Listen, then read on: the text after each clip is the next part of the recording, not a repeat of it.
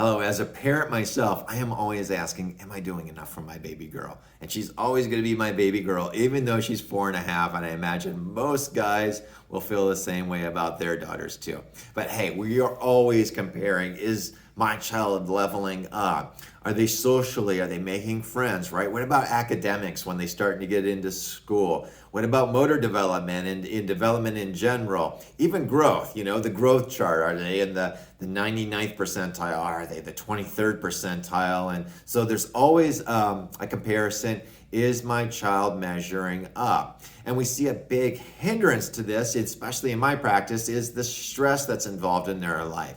And even stress, you'll recall from my last video, stress is sticky. It sticks into the nervous system. And remember, that nervous system is the guiding organizer and the control factor. It's the central computer to the body. So stress can stick in the nervous system, and stress will eventually manifest. So you get stress on a computer, it starts to bog down, starts to manifest, it'll start to not work correctly. And it's the same way with children too, and adults as well. But it shows up more in children that I see too.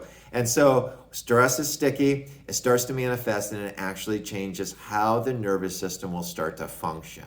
Now, how does this come about? Definitely during pregnancy. In fact, I was talking to a mom yesterday whose daughter just had a child, and I was asking her, the baby, 7 weeks old, was having all types of complications, and she was asking questions, this is what happened, and I'm like, tell me about pregnancy. Tell me about the pregnancy, what happened during pregnancy. Mom had preeclampsia, some issues with digestion, in and out of the hospital.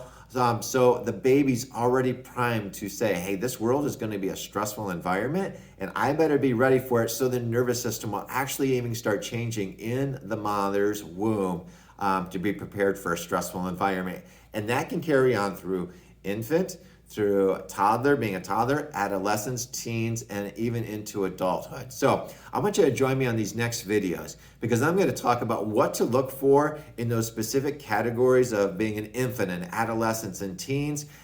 That's going to start piquing some interest, because you're going to be able to find out, hey, is my child bogged down with stress? Is there something that's deeper going on than the symptoms? Because we use the symptoms to trace back what the problem is. And we can actually measure that in this office too.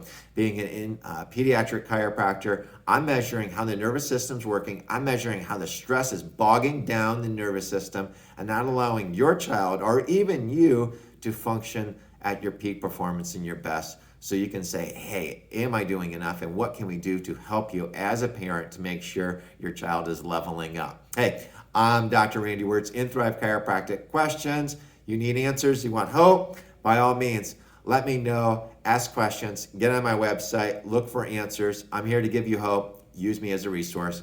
I'm Dr. Randy Wirtz. Get outside and play. Bye-bye.